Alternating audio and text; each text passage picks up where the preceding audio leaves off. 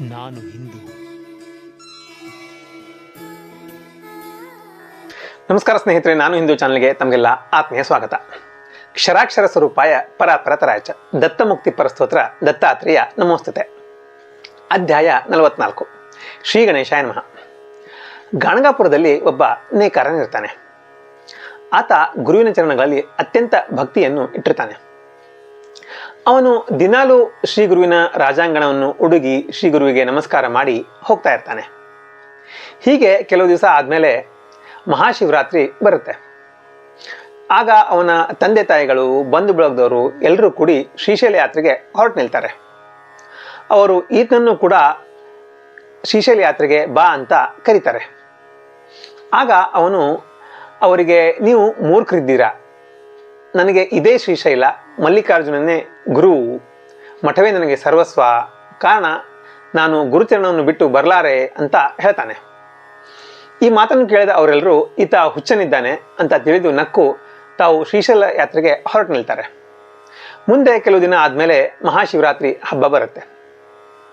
ನೇಕಾರನು ಶ್ರೀ ಗುರುವಿನ ಹತ್ತಿರ ಬಂದು ನಿತ್ಯ ಕ್ರಮದಂತೆ ಶ್ರೀ ಗುರುವನ್ನು ವಂದಿಸ್ತಾನೆ. ಆಗ ಶ್ರೀ ಗುರುಗಳು, ಎಲೆ ತಂತುಕನೆ, ನಿನ್ನ ಬಳಗದವರೆಲ್ಲ ಶ್ರೀಶೈಲ ಯಾತ್ರೆಗೆ ಹೋಗಿದ್ದಾರೆ, ಹೀಗಿರಲು ನೀನ್ಯಾಕೆ ಹೋಗಿಲ್ಲ ಅಂತ ಕೇಳ್ತಾರೆ. ಆಗ ತಂತುಕ, ಶ್ರೀ ಗುರುವೇ, ನಿಮ್ಮ ಚರಣಕಮಲಗಳಲ್ಲಿಯೇ ಎಲ್ಲ ತೀರ್ಥಗಳಿರುವವು, ಮೂರ್ಖರು ನಿಮ್ಮನ್ನರಿಯದೆ ವ್ಯರ್ಥವಾಗಿ ಕಲ್ಲಿನ ದರ್ಶನ ತೆಗೆದುಕೊಂಡು ಬರಲಿಕ್ಕೆ ಅಲ್ಲಿಗೆ ಹೋಗಿದ್ದಾರೆ ಅಂತ ಹೇಳ್ತಾನೆ. ಆಗ ಶ್ರೀ ಗುರು, ನೀನು ಎಂದಾದರೂ ಶ್ರೀಶೈಲವನ್ನು ನೋಡಿದೀಯಾ? ನಿನಗೆ ಬೇಕಾದರೆ ನಾನು ಅದನ್ನು ತೋರಿಸ್ತೇನೆ, ನಡೆ ಅಂತ ಹೇಳಿದಾಗ ತಂತುಕನು, ಗುರುವೇ, ನಾನು ಎಂದೂ ಶ್ರೀಶೈಲವನ್ನು ಕಂಡಿಲ್ಲ, ಕಾಣುವ ಇಚ್ಛೆಯೂ ನನಗಿಲ್ಲ, ನಿಮ್ಮ ಚರಣ ದರ್ಶನವಾದರೆ ಸಾಕು ಅಂತ ಹೇಳ್ತಾನೆ. ಆಗ ಶ್ರೀ ಗುರುಗಳು ಕಣ್ಣು ಮುಚ್ಕೊಂಡು ಗಟ್ಟಿಯಾಗಿ ನನ್ನ ಪಾದಗಳನ್ನು ಹಿಡ್ಕೋ ಅಂತ ಹೇಳಿದಾಗ ಅವನು ಹಿಡ್ಕೋತಾನೆ. ತಂತುಕನು ಕ್ಷಣಾರ್ಧದಲ್ಲಿ ಗುರುವಿನ ಜೊತೆಗೆ ಪಾತಾಳ ಗಂಗೆಯ ದಡದಲ್ಲಿ ಬಂದು ಇಳಿತಾನೆ. ಕಣ್ಣು ತೆರಲಿಕ್ಕೆ ಗುರುಗಳು ಹೇಳಿದಾಗ ತಂತುಕನು ತನ್ನ ಎದುರಿಗೆ ಇರುವ ಶ್ರೀಶೈಲಗಿರಿ ನೋಡಿ ಭ್ರಾಂತನಾಗ್ತಾನೆ. ಶ್ರೀ ಗುರು ಆತನಿಗೆ, ಬೇಗ ಹೋಗಿ ಯಾತ್ರಾ ವಿಧಿಗಳನ್ನು ಮುಗಿಸ್ಕೊಂಡು ಬಾ ಅಂತ ಹೇಳ್ತಾರೆ. ಅದರಂತೆ ಅವನು ಸ್ನಾನಕ್ಕೆ ಹೋದಾಗ ಅಲ್ಲಿ ಅವನ ತಂದೆ ತಾಯಿಗಳನ್ನು ಭೇಟಿಯಾಗ್ತಾನೆ. ಅವರು, ನೀನು ಯಾವ ಮಾರ್ಗದಿಂದ ಬಂದಿ, ಒಬ್ಬನೇ ಯಾಕೆ ಬಂದಿ ಅಂತ ಕೇಳಿದಾಗ ಆಗ ತಂತುಕ ಅವರಿಗೆ, ನಾನು ಇಂದು ಶ್ರೀ ಗುರುವಿನ ಕೂಡ ಹೊರಟೆ, ನನಗೆ ಅಲ್ಲಿಂದ ಇಲ್ಲಿಗೆ ಬರಲು ಬರೀ ಒಂದು ಗಳಿಗೆ ಹಿಡಿಯಿತು ಅಂತ ಹೇಳಿದಾಗ ಅವರು ಅವನ ಮಾತಿನ ಮೇಲೆ ನಂಬಿಕೆ ಬರಲ್ಲ. ಹೇಳ್ತಾರೆ, ನೀನು ಯಾಕೆ ಸುಳ್ಳು ಹೇಳ್ತಾ ಇದೀಯಾ, ನೀನು ನಮ್ಮ ಹಿಂದಿನಿಂದಲೇ ಬಂದಿರಬಹುದು, ಅಸತ್ಯದ ಮಾತನ್ನು ಯಾಕೆ ಹೇಳ್ತೀಯಾ ಅಂತ ಅವರು ಹೇಳ್ತಾರೆ. ಆಗ ತಂತುಕ ಅವರು ಕೂಡ ಹೆಚ್ಚಿಗೆ ಚರ್ಚೆ ಮಾಡ್ದೇನೆ ಕ್ಷೌರ ಸ್ನಾನಾದಿಗಳನ್ನು ಮುಗಿಸ್ಕೊಂಡು ಅಕ್ಷತೆ ಬಿಲ್ವದಳಗಳಿಂದ ಪೂಜೆ ಮಾಡ್ತಾನೆ. ಲಿಂಗಸ್ಥಾನದಲ್ಲಿ ಗುರುವನ್ನೇ ಕಾಣ್ತಾನೆ. ಎಲ್ಲರೂ ಶ್ರೀ ಗುರುವನ್ನು ಪೂಜಿಸುವಂತೆ ಅವನಿಗೆ ಗೋಚರಿಸುತ್ತೆ. ಆಗ ಅವನು ತನ್ನ ಮನಸ್ಸಿನಲ್ಲಿ ಶ್ರೀ ಗುರುವೇ ಪ್ರತ್ಯಕ್ಷ ಶಂಕರನು ಅಂತ ಭಾವಿಸಿ ಪ್ರಸಾದವನ್ನು ತಗೊಂಡು ಶ್ರೀ ಗುರುವಿನ ಹತ್ತಿರ ಬರ್ತಾನೆ. ಶ್ರೀ ಗುರುಗಳು, ತಂತುಕ, ನೀನು ಇಲ್ಲಿರುವೆಯೋ ಅಥವಾ ನಮ್ಮ ಸಂಗಡವೇ ಬರ್ತೀಯಾ ಅಂತ ಕೇಳಿದಾಗ, ಗುರುವೇ, ನಾನು ಈ ಹೊತ್ತು ಎಲ್ಲರೂ ನಿಮ್ಮ ಚರಣ ಪೂಜೆ ಮಾಡುವುದನ್ನೇ ಕಂಡೆ, ನನಗೆ ಲಿಂಗವೇ ಕಾಣಲಿಲ್ಲ ಅಂತ ಹೇಳ್ತಾನೆ. ಶ್ರೀ ಗುರು ಹತ್ತಿರವೇ ಇರಲು ಜನರು ಕಷ್ಟಪಟ್ಟು ಇಷ್ಟು ದೂರ ಯಾತಕ್ಕೆ ಬರ್ತಾರೆ?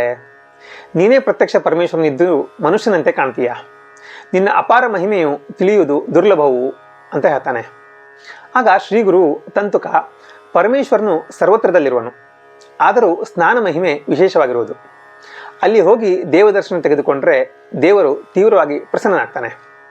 ಈ ಬಗ್ಗೆ ನಿನಗೊಂದು ಕಥೆಯನ್ನು ಹೇಳ್ತೇನೆ ಕೇಳು ಅಂತ ಒಂದು ಕಥೆಯನ್ನು ಹೇಳಲಿಕ್ಕೆ ಶುರು ಮಾಡ್ತಾರೆ. ಪೂರ್ವದಲ್ಲಿ ಕಿರಾತ ದೇಶದೊಳಗೆ ವಿಮರ್ಶನ ಅಂತ ಒಬ್ಬ ರಾಜ ಇದ್ದ. ಶಿವಪೂಜೆಯನ್ನು ತಪ್ಪದೆ ಭಕ್ತಿಯಿಂದ ಮಾಡ್ತಾ ಇದ್ದ. ಆತನ ಸುಶೀಲೆಯಾದ ಹೆಂಡತಿ ಕುಮದ್ವತಿಗೆ ತನ್ನ ಪೂರ್ವಜನ್ಮದಲ್ಲಿ ವೃತ್ತಾಂತವನ್ನು ಹೇಳ್ತಾನೆ. ಹಿಂದಿನ ಜನ್ಮದಲ್ಲಿ ಪಂಪಾನಗರದಲ್ಲಿ ನಾನು ನಾಯಿಯಾಗಿದ್ದೆ. ಒಂದು ಶಿವರಾತ್ರಿ ಶಿವಮಂದಿರದಲ್ಲಿ ದೊಡ್ಡ ಉತ್ಸವ ನಡೀತಾ ಇತ್ತು. ಅಲ್ಲೇನಾದರೂ ಆಹಾರ ದೊರೆಯಬಹುದು ಅಂತ ಒಳಗೆ ನುಗ್ಗಿದೆ. ಆಗ ಅಲ್ಲಿದ್ದ ಜನರು ನನ್ನನ್ನು ಹೊಡಿಲಿಕ್ಕೆ ಬಂದರು. ಪ್ರಾಣ ಭಯದಿಂದ ಶಿವಲಿಂಗದ ಸುತ್ತ ನಾನು ಪ್ರದಕ್ಷಿಣೆ ಮಾಡಿದೆ. ಶಿವಪೂಜೆ ನನ್ನ ದೃಷ್ಟಿಗೆ ಬಿತ್ತು.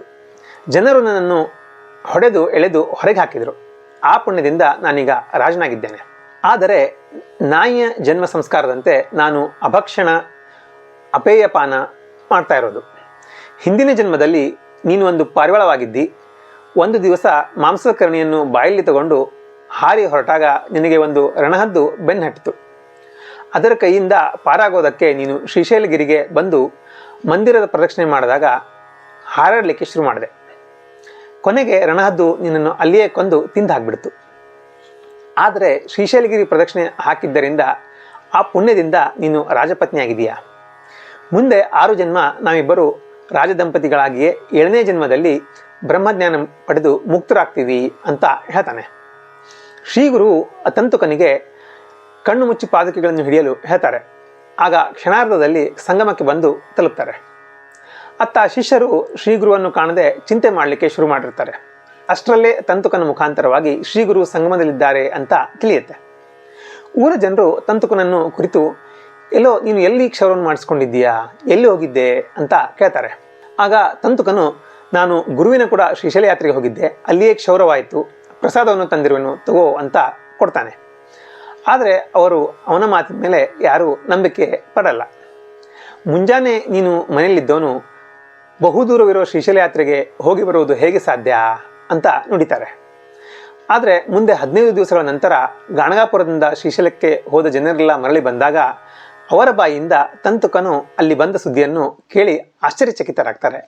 ಎಂಬಲ್ಲಿಗೆ ಶ್ರೀ ಗುರು ಚರಿತ್ರೆಯ 44ನೇ ಅಧ್ಯಾಯವು ಸಮಾಪ್ತಿಯಾಯಿತು. ಶ್ರೀ ಗುರುಭ್ಯೋ ನಮಃ.